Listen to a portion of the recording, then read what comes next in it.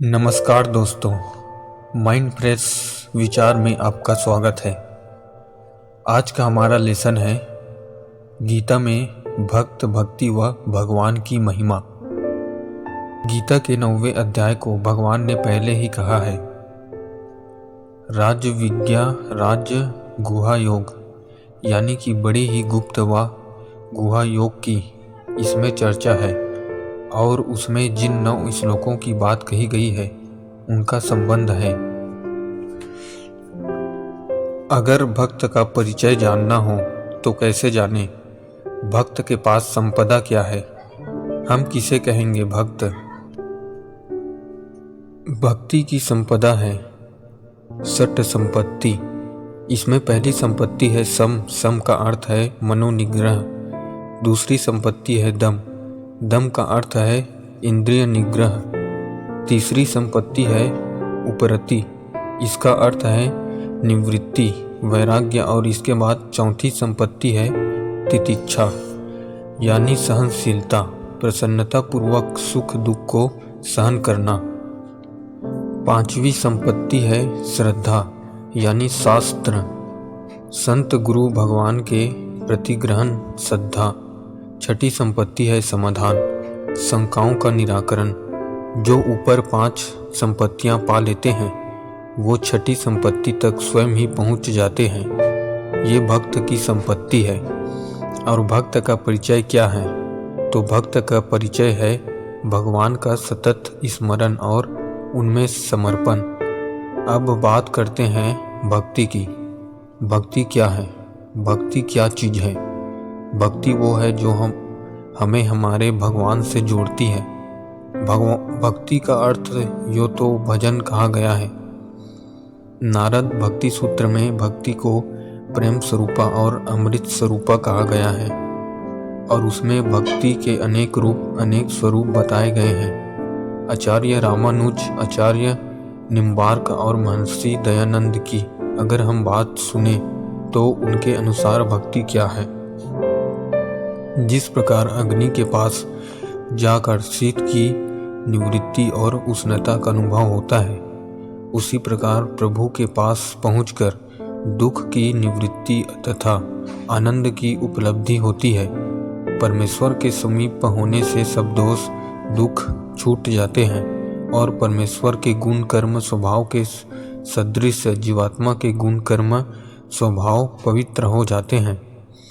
परमेश्वर की स्तुति प्रार्थना व उपासना से आत्मा का बल इतना बढ़ता है कि भक्ति के समान दुख प्राप्त होने पर भी वह ना तो घबराता है और ना ही परेशान होता है, बल्कि सहज भाव से सहन कर जाता है। ये भक्ति की महिमा है। भक्ति वो है जो हमें भगवान से जोड़ती है।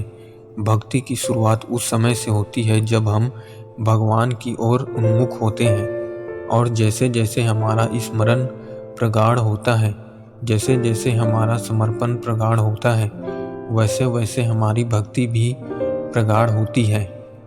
अब प्रश्न यह है कि भगवान किसको कहते हैं? भगवान शब्द हमने बहुत सुना है। भगवान कहते हैं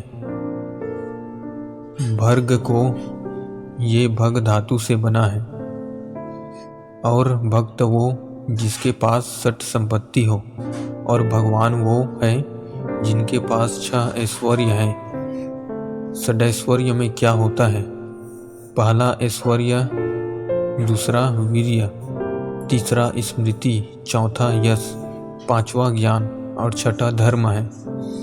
छठी जगह में कहीं पर धर्म की चर्चा की गई है और कहीं पर विज्ञान की। जिसके पास ये षडैश्वर्य है वही भगवान है। तो भगवान षडैश्वर्य संपन्न, प्रेम से संपन्न और भक्त षड संपत्ति से संपन्न होता है। भक्ति वह है जो इन दोनों को जोड़ती है। वो सारी प्रक्रियाएं भक्ति में आती है। महर्षि नारद 11 प्रकार की भक्ति बताते हैं। भागवत में उनकी संख्या 9 कही गई है। रामचरितमानस में भी तुलसीदास जी महाराज 9 प्रकार की भक्ति की चर्चा करते हैं। तो भक्ति वो है जिससे प्रभु हमसे जुड़ जाए और हम प्रभु से जुड़ जाएं। हम विभक्त ना हो, हम भक्त हों। जो विभक्त नहीं है वही भक्त है। गीता के 9वें अध्याय के 22वें श्लोक पर भगवान ने चर्चा की गई है कि जो अनन्य प्रेमी भक्तजन मुझ परमेश्वर का निरंतर चिंतन करते हुए निष्काम भाव से मुझे भजते हैं, उन नित्य निरंतर मेरा चिंतन करने वाले भक्तों का योगक्षेम मैं स्वयं प्राप्त कर लेता हूँ। यानी भगवान स्वयं उनका भार वहन करते हैं। बस इसके लिए शर्त क्या होनी चाहिए? हमें भक्त क्यों होना चाहिए? भक्त अपने जीवन से, अपने आचरण से भक्ति को परिभाषित करता है और अपनी भावनाओं से भगवान को परिभाषित करता है। भगवान और भक्त का प्रेम अद्भुत है। भगवान और भक्त का मिलन अद्भुत है और भगवान भक्त का जीवन अद्भुत है। जिसे भगवान भक्त मानते हैं, जिसे भगवान भक्त के रूप में स्वीकार करते हैं, उसके लक्षण मूलतः दो ही बातों में हैं: अन्याश्चित्तन यानी अनन्य चित्त और पर्युपासना, चारों ओर से उपासना। फिर उनका वचन है, मैं वहन करूँगा तुम्हारा योगक्षेम। बस हृदय में भगवान के लिए परम प्रतीति, परम प्रीति होनी चाहिए। अनन्याश्चित्त यानी उस चित्त में अब कोई और नहीं, उस चेतना में कोई और नहीं, उस चिंतन में अब कोई और नहीं, सिर्फ भगवान है। केवल चेतना व चिंतन में ही नहीं, केवल अंतर स्थिति में ही नहीं, बाहर स्थिति में भी कोई और नहीं है। हमारी उपासना ही हमको चारों ओर से घेरे हुए है। ये उपासना तब तक नहीं होती जब तक कि वासना मन में रहती है। वासना और उपासना साथ साथ नहीं चला करते। वासना चलती है तो उपासना नहीं चलती, और उपासना चलती है तो वासना नहीं चलती। पर्युपासते यानी सब ओर से उपासना ने हमें घेर रखा है। अब वासना के प्रवेश का, वासना के आने जाने का कोई मार्ग ही नहीं है। बात तो पर्युपासते की है, इसमें आवागमन है। कहाँ? इसमें चारों तरफ से ऐसा प्रबल कवच है उपासना का कि वासना के लिए इसमें कोई छिद्र ही नहीं है। इसमें वासना घुस ही नहीं सकती।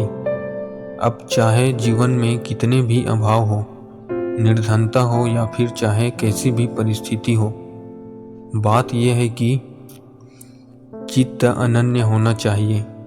केवल उपासना, उसमें वासना नहीं। ऐसे भक्तों का हाथ थामे बिना भगवान रहते नहीं हैं। आज का हमारा लेसन यही समाप्त होता है। धन्यवाद।